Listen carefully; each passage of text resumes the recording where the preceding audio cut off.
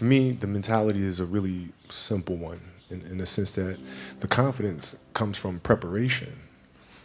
So when the game's on the line, I'm not asking myself to do something that I haven't done thousands of times before, right? So when I prepare, I know what I'm capable of doing, I know what I'm comfortable doing, and I know what I'm not comfortable doing.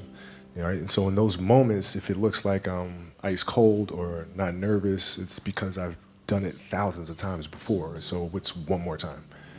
Right? So that leads me to talk about a lot of this Kobe tour this year in Asia is we reiterate the Mamba mentality. Can you talk a little bit about what the Mamba mentality is? Because that's something that's been developing over, I don't want to say 20 years, it's been developing for 35 years, right? Since you were a little kid, that Mamba mentality, because you didn't start working when you got to the NBA. You started working when you were at Lower Merion, when you were in Italy, when you were 5, when you were playing Nerf basketball, right? So talk about the development of the Mamba mentality, the pillars, the 5 pillars of this Mamba mentality, and then we'll kind of break it down. Well, I mean, overall, the idea is a very simple one, and the Mamba mentality simply means trying to be the best version of yourself. That's what the mentality means. It means every day, you're trying to become better. And it's a constant quest. It's an infinite quest. So starting at the age of 2, when I first started playing the game, and on and on and on, I always ask questions. I always try to get better every single day, learn more, learn more. You were asking questions at 2? Oh, dude, I was asking questions all the time. I mean, you'd be surprised. Like some people, like my kids at 2 could do a lot of things. Mm-hmm. Right? At 2, I could dribble a basketball. I could shoot a basketball on the Nerf hoop at the house, and I would go to practice with my father. I would observe my father. I'd sit and watch games with him. And was he your first coach? Yeah, I mean, I guess you could say that. A lot of things I learned by being around the game. Mm-hmm. Right? So by the age of 6, I was already strategizing versus other 6-year-olds. At the age of 6, I figured out 6-year-olds couldn't dribble with their left hand. And so I said, okay. A lot of 12-year-olds can't dribble with their left. Well, yeah, well, imagine 6. So when I was playing these 6-year-old kids, I would make them dribble with their left because I knew they couldn't. And so they dribble off their foot. I'd pick it up, lay it up. Do it again. Dribble off foot, pick it up, lay it up. So at 6 years old, I had 63 points. And and I remember my dad. So your 6-year-old self could beat your 38-year-old self because you only scored 60 in the last game. Yeah, no, but I can dribble with my left though, so that's a problem. But yeah, I mean, listen, I just constantly looked for things to learn from, and very observant. Mm-hmm. When you talk about this love, when does it develop? Did you like it when you were 5, or is it something that kind of gradually? It was 2. I was born, and I was born to play basketball. You know what I mean? And I played a lot of different sports, but nothing brought me the sense of peace and of escape, that the game of basketball did. Is it an escape when you get on the court? Is that your zen time, your solitude time? Yeah. Even though it's a teamwork game? Yeah, when I need that escape, it's there for me, right? When I need a friend, it's there for me. When I need to vent and don't dunk and the Mamba comes it's out. There, So the game is absolutely everything for me. Mm-hmm. When we talk about trying to get kids to be passionate, I don't think your situation is the norm. Not every kid knows their passion at 2 or 5, right? Mm-hmm. How do kids find that passion then? Well, right? I think as because parents, we just try to you embraced it right away too. I mean, I think as parents, we try to put them in different things, try to expose them to as many things as possible, and then see if there's one thing that connects with them. Mm-hmm. Because if it does, you don't have to tell them to do it. Whether it's writing or painting or drawing. If they have that passion, you don't have to tell them. They'll go off and do it because it's just fun. They'd rather do that than anything else. Mm-hmm. So, but as parents, it's our job to just expose them to as many things as possible and see which one they gravitate to the most. It's interesting because you talk about kids, right? Originally we were talking about you. Now you're talking about your kids and their passions. Do you kind of feel that passion for them and say, hey, let's go play some basketball or volleyball or let's go swimming? Yeah, we expose them to all kinds of. I mean, they play a lot of different sports. They do a lot of things creatively, in writing and things like that, and designing, and you just sit back and you just watch which one they move to, and then it's our responsibility as parents to try to set them up for success as much as we possibly can. Do you want them to play basketball? I want them to find whatever it is that they're passionate about. Like whatever they feel like their purpose is, then that's what I want them to do. Do they love basketball though? Your girls? So my youngest one, she does. She wants to play, and she wants me to teach her how to play this summer. And you know, our eldest is really into volleyball. So but we'll see. You know, our passions tend to change. So you're gonna get into volleyball now? Well, yeah. I mean, my sister was a great volleyball player, so we have a teacher in the family. Is there one moment where you can say it defined your passion for basketball? Is there a story or moment when you said, "Yeah, that was it. That was like when I felt really passionate"? No, it doesn't. It never leaves. It never leaves. Like the game is just a part of me. So it never leaves. Even now that I'm retired, everything that I've learned from the game of basketball, I've carried it over into life. Like basketball's helped me be a better person, a better friend, a better How so? father.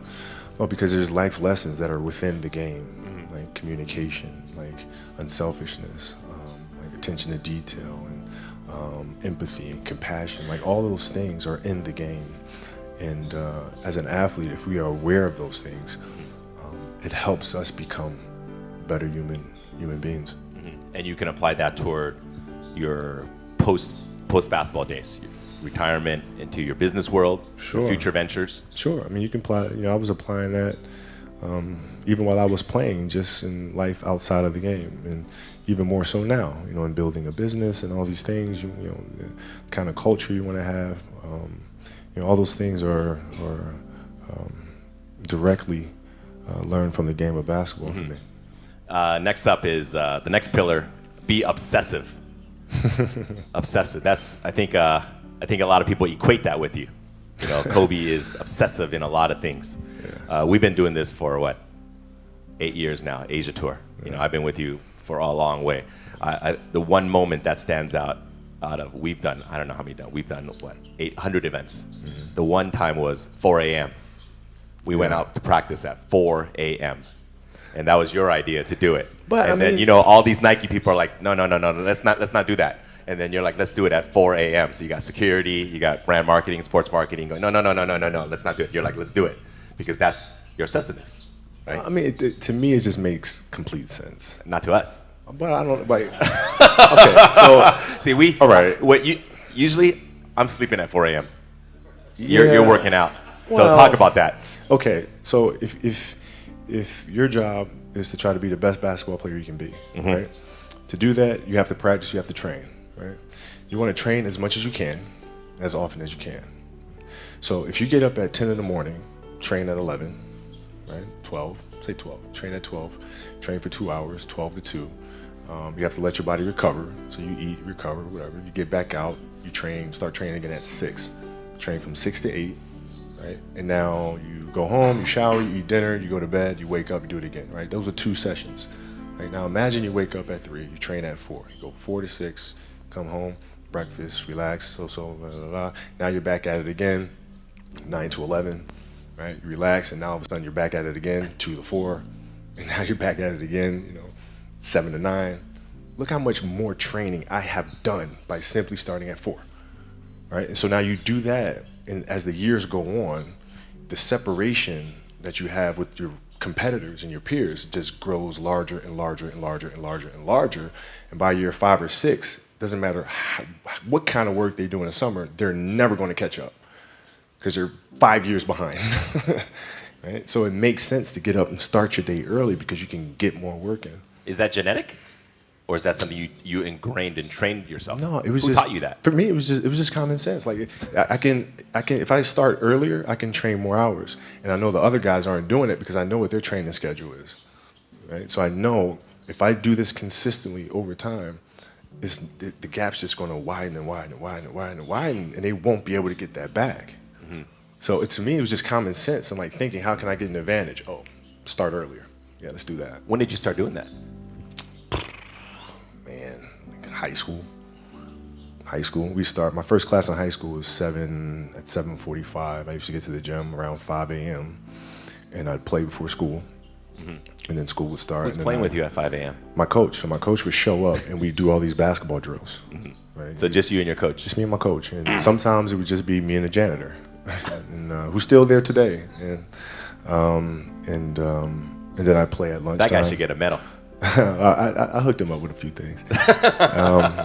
But I play during lunch and then practice after, and then go home, do my schoolwork, and then watch a bunch of game film and games on TV and study film. Was that the only thing you've been obsessed about, basketball? Well, until recently, yeah. Basketball had dominated, my entire life for more than 30 years. When I brought it up, like, is it genetic or you just learned it? I mean, how did that idea even come up? Because that's obviously a pillar of Mamba mentality, the obsessiveness. This is just, like you said, I'm going to get up at 4, everybody's get up at 6. If everybody's going to get up at 4, I'm going to get up at 2. Right? How do you develop that, or where do you learn that from? Well, I think it's just it's just a matter of what's important to you. And what's important to you for whatever reason. I felt like I didn't feel good about myself if I wasn't doing everything I could to be the best version of myself. If I felt like I left anything on the table, it would eat away at me. I wouldn't be able to look myself in the mirror. Right? So the reason why I can retire now and be completely comfortable about it, because I know that I've done everything I could to be the best basketball player I could be. And so that's where it comes from for me. You can't leave any stone unturned. But the important thing to understand is you can't shortchange yourself. Like you're not cheating anybody but yourself. Right? I mean, you're tired. You're literally this far away from the line. Why would you not go that extra to touch the line? Right? So if I let him get away with that, right, all of a sudden he starts maybe to cheat something over here, right? Not give his best over here, not give his best over here. And as years go on, he's going to be he's not going to reach his full potential because he's been taking these little shortcuts that just add up. And you can't let that happen. Our job as teachers, as mentors, as inspirers, it's our responsibility to hold them accountable to those things. The funny part is we were just talking about this kid. We were in the back, and Kobe's like, I bet you that kid will never, ever miss the line again. Yeah. It's not going to happen. It's not going to happen. Because of that one moment. Yeah. So that's you being obsessive, but teaching obsessiveness, because that's what you got to be, right? You have to be obsessive to get to that level in everything you do. Details, don't waste time, do it right, perfection.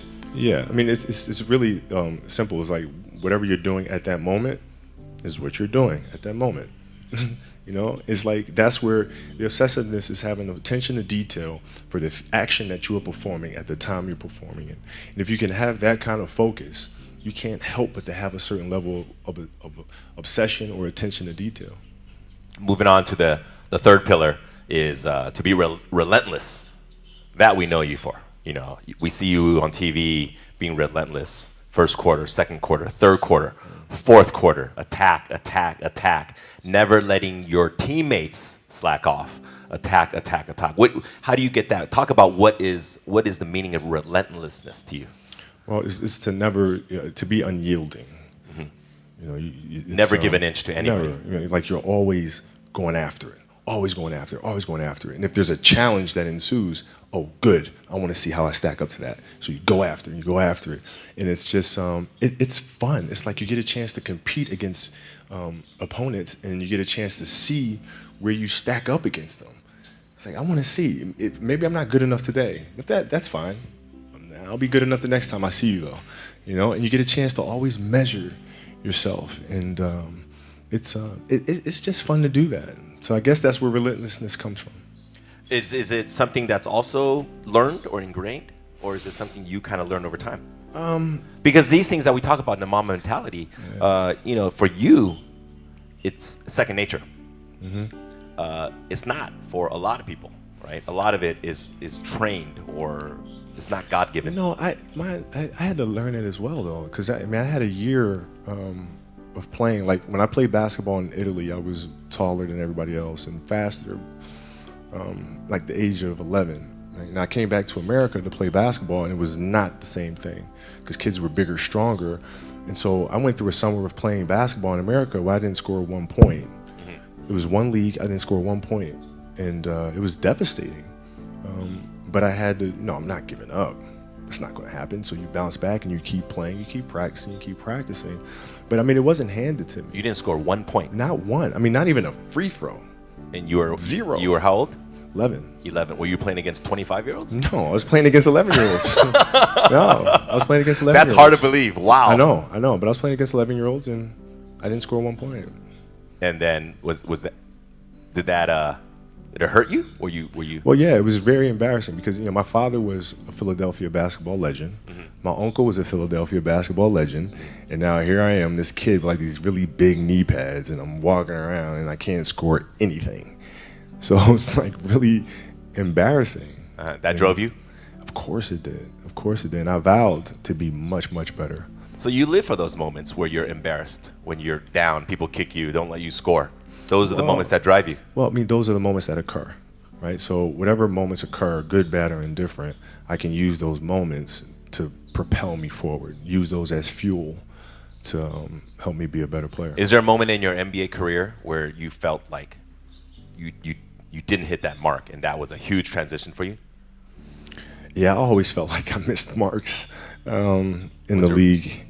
What were some of the down moments for you in basketball? Well, losing to the Celtics in the finals in 2008, I mean, that was tough. Oh, that hurt me too. Yeah, I mean, it was brutal. And I remember at night in the hotel room after we lost, just thinking to myself, I may never win another championship.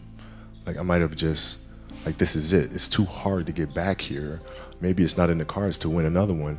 And so I go through that night of being mad. And then the next morning I wake up and I start thinking, nah, I gotta fix this. So where did it go wrong? Why did we lose?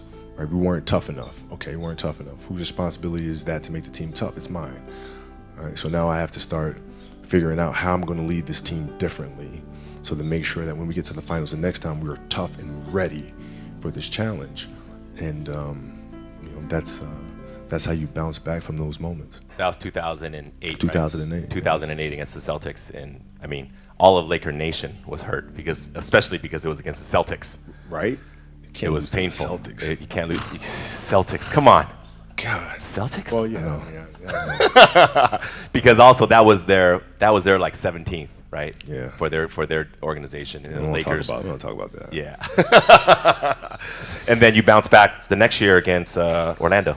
Orlando, Right? beat Orlando, then got our revenge against the Celtics in 2010. Did beating the Celtics feel better than beating Orlando? Oh yeah. Oh yeah. Yes, yeah, oh yeah. I mean, I grew up such a Lakers fan, and so like the Lakers and Celtics rivalry, just hate 'em. and everything. Yeah, Oh, like you hate 'em. We can't. There's no way I can be on a Lakers team that loses to the Celtics twice. No.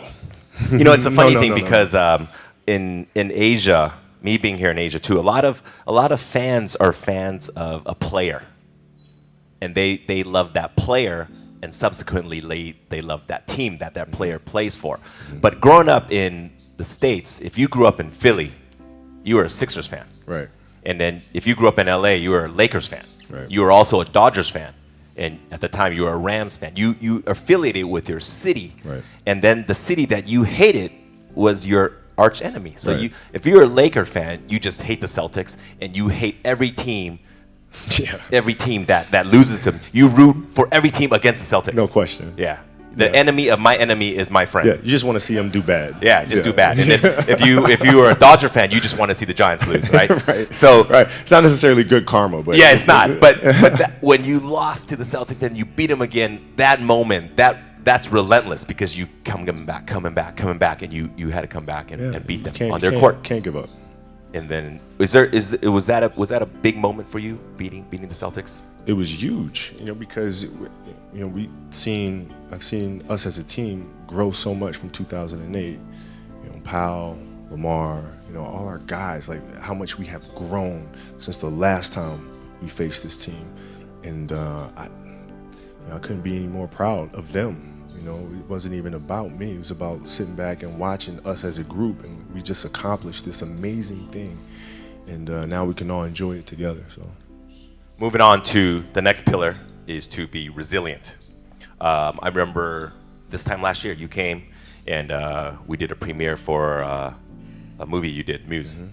And a big part of that movie was talking about your injury and coming back to be resilient. Take us back to that day against Phoenix, right? When you injured your Achilles. It's Golden State. Oh, It was hard, man. Because the Achilles injury is the worst injury for an athlete. It's like the worst. It's like the kiss of death. And when I ruptured my Achilles, I knew what happened. I knew the severity of the injury, and I didn't know if I was going to come back from it. Yeah, in the locker room, you were crying. Yeah, I mean, I didn't, like, this is it. Like, my career could be over right now. So How do you get back from that? Because, you know, when you talk about injuries, you know, people sprain their ankles, dislocate your fingers, but Achilles, Yeah. you know, people don't come back from that. Well- Athletes don't come back from that to the level they were before. Yeah. How do you get that resilience? How do you fight that? Well, what I did is, I went home and I was just really angry. And Angry? I was angry. I was mad. I was angry. I worked so hard for us to get to the playoffs and to have a chance to win another championship, and then this happened. So I had a lot of anger. And then from the anger, then I was sad. And then you start feeling bad for yourself. And then you say, all right, okay, I'm done being a baby. Okay, what am I going to do now? Because I can't sit here and give up. That's not an option. So now what? How Okay. long was the cycle from this anger? This is one night. One night. This is one night. It's one night. It was Because like, you started writing in the middle of the night, right? was- You wrote that. You wrote that. And then it was, okay, what are we going to do? So it was one night. But then, then you start, it's a process. You look at process. What am I going to do? What can I control? Surgery, we'll do the surgery. Come out of the surgery, recover. From there, physical therapy. Okay, physical therapy, piece by piece by piece by piece by piece, start running, back on the court. And so I broke things down into sections and said, okay, I'm going to focus on resting right now. This is it. I'm going to focus on moving my toes and then walking. And then, so you look at every challenge at every step. And that's how you're able to be resilient and come back from these things. Because for your field in sports, injuries often happen, right? And to come back, but for most everyday people, it's something that they can't fathom because they don't have that type of resistance that they have to face, right? So how do they come back from it? Because sometimes people fail in their fields and their jobs or at school, young kids, you don't have a good test score, you don't make the basketball team, or they have these disappointments. What is your advice to young kids to face this adversity? How do you persevere? Well, if you... Because you have that chemical makeup to fight through it. Yeah. Not all kids do. But you every kid, every person has the ability to put one foot in front of the other, One step at a time. right? So like if you're saying, okay, I'm going to climb Mount Everest, you're at the bottom of the mountain and you look up and you're going, I'm not going to climb Mount Everest, right? But if you break it down into sections and you just one foot in front of the other, one step at a time, next thing you know, you're at the top of the mountain. So the map, the plan is to set short-term goals Yeah. and to get there. A Yeah, to you B, can't- B you to C, can't- C to man, D. Coming back from my Achilles, I came back from the Achilles, and I was fine. And then the next year, I fractured my knee. Right? It's like, here we go again. Come back from that next year, tear my shoulder. Here we go again, right? But if I looked at those things in totality, it'd be depressing. But if I look at it as just the facts, this is it happened. Can't do anything about it. It happened. Now what are you gonna do? One step at a time. Achilles, knee, shoulder, any step of the way you said, screw it, forget it, done, no more, No. never. No. Well, no. Why? Right? Because as time goes on, I'm sitting there, 70, 80 years old, and I'm going to be wondering if I could have come back from this injury. I don't want to wonder. I want to find out. We got to get to that I want 60-point to game. see. I want to see, man. We I wanna got to get see. to that game. Yeah. If the critics are out there saying he's done, he'll never come back. Well, maybe you're right. Maybe you're not. But let's find out. We got to get there. We Yeah. got to get there. Last one, to be fearless. That's something that I think every young adult, young kids, they face their fears, right? What does that mean to you, to be fearless? Why is that such an important part of the Mamba mentality? Well, man, because I think the greatest fear that we face is ourselves. Actually, I think it's not anything that's external or anything that's superficial. I think the greatest fear you face is yourself, because we all have dreams, and it's very scary sometimes to accept the dream that you have, and it's scarier still to say, okay, I want that. It's scary, because you're afraid that if you put your heart and soul into it and you fail, then how are you going to feel about yourself, right? So being fearless means putting yourself out there and going for it, no matter what. Go for it, not for anybody else, but for yourself. When you got to the league, you were 18. Did you have any fears before getting there, or when you got there right away? Yeah, I mean, I had fears that everybody was going to be right. I made a poor choice, poor decision. Jump from And high I school wasn't to the NBA. and I wasn't going to amount to anything. So that was always in the back of my mind, for sure. And then, so out of these 5 pillars, which one do you think comes first? Being passionate, being fearless, relentless, resilient, or they just come together? This funny thing is, like, we created these separate pillars, but the reality is it's all one thing, because it all comes from within. It all comes from within us. We all experience these things at different stages and different points, at different times. The key, I feel, is just to be aware of those moments as they occur.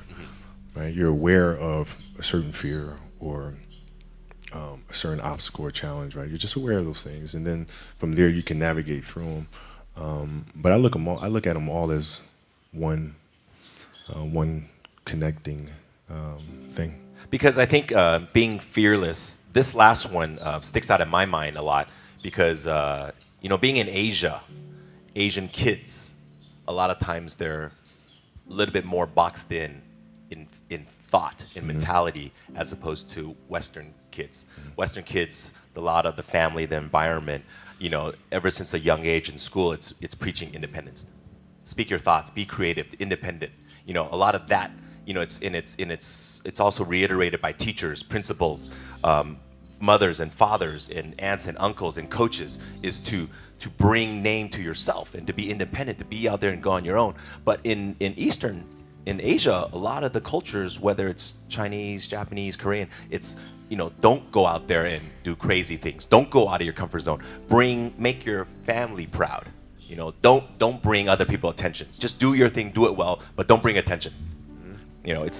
And I think a lot of kids are fearful of going out of this box, right? Is there advice for these kids? Because a lot of times it's a cultural difference, Sure. right? How do they put themselves out there when? I think, listen, it's very simple. You have to dance beautifully in the box that you are comfortable dancing in, right? So, like, everybody's box is different. My box was to be extremely ambitious within the sport of basketball. Your box is different than mine, right? Every kid here has their own box, but it doesn't mean that your box isn't as beautiful as mine, right? Everybody has their own. It's your job to try to perfect it and make it as beautiful of a canvas as you can make it. And if you have done that, then you have lived a successful life. You have lived with Mamba mentality, right? So it doesn't mean you have to go out here and do all of these crazy things. I'll have to be like this person or that person. No, what are you comfortable being? What is it that you want to do with your life? And once you have that, then you try to live it to the best of your ability. So, growing up in Italy and then moving on to Philadelphia and then to LA, obviously you talk about this box, right? So is that box constantly changing? Are you trying to get out of your comfort zone even when you were, first year in the NBA and then 10th year in the NBA and then even this year? Does that box, this metaphorical box you talk about, does that change? No, I never looked at it as like I'm just going to, try something completely crazy or like just go out of my box sort of thing. I just looked at it as I want to be one of the best basketball players who have ever played. That's the end goal. Okay, how do I get there? How do I get there? And every decision I made in my life was centered around the process of helping me eventually get there. You know what I'm saying? So I had that purpose. And once I had that purpose, every decision that I made was centered around that purpose. You think you got there? Looking back upon it now, 2 decades in the NBA, high school, Italy to high school in Philadelphia to the NBA. You spent your whole career with one organization. To me, is your biggest accomplishment, to be with one team. Thank you. You look back upon it now. when you had your goals as a kid. You're 5 years old, you wanted to be in the NBA. And then when you're at Lower Merion in Philadelphia, and those dreams started to become, hey, I'm going to get there, right? And then you're in the NBA, you set goals for yourself. You talk about all the time, when you're young in the NBA, you set personal achievement goals. I'm going to win a game, I'm going to win a championship, I'm going to win the MVP, I'm going to win this, I'm going to win that. And then later on, you changed because you said, I'm just going to get better. And if I'm going to get a better left hand, I'm going to have a better three-pointer, I'm going to have a better free throw. Those other personal achievements come naturally. Now you're done. Played your final game, 60 points. You dropped it on Utah. Mamba out, right? Yeah. You look back upon it now. Where do you see yourself? Did you do everything you wanted to do? Did you become the best basketball player you can ever become? Well, Did you become the best? It's GOAT? It's weird. Like my vision of what my goal is changed drastically as I got older. It's like as a kid, I said I want to be the best ever, right? And now you go through your life and everything you do is try to be the best ever, be the best ever, be the best ever. And as you get older, you start understanding that those things are very superficial things, right? And everybody has a different opinion about it. No matter what you do, I can win 20 championships. There's always an opinion on who's the best. Everybody has different opinions. And so I started really kind of understanding maybe that's not the important thing. Maybe the important thing is to, how do we as a team grow? How do I help my teammates be better? So that was the first change for me. And then as I got older still, it became more about how are you inspiring others, right, to find themselves. That is the ultimate championship. So won 5 championships, that's great. Another team won a championship this year. Team's gonna win a championship next year. Those things come and they go. But what stays is how do you use your passion and use that to inspire somebody else to create their passion, and then how can they pass that on to the next person? That is true success. So my goals have changed drastically from the time I was 6 years old to the time I was 17 to the time I was 25, and now sitting here at 37. So now you left the game of basketball. We're here in Shanghai. We're going to end our talk today because we've gone a little bit past our limit, but I think everybody is very happy to be here, and I think they learned a lot about the Mamba mentality, right? What's next, for you? Well, I mean, it's always teaching the game, right? Teaching the game through various ways. We do camps and clinics, we do those things, but also through storytelling, right? How can you share stories with the rest of the world that challenges them to look internally and to learn things like process and learn how to navigate the sense of self and all these things? How can you infuse that into entertainment in a way that pushes our culture and our society forward? Those are the questions that I'm really, really intrigued by, and that's what we'll focus on. Ladies and gentlemen, one of the greatest of all time, Kobe Bryant. Thank you.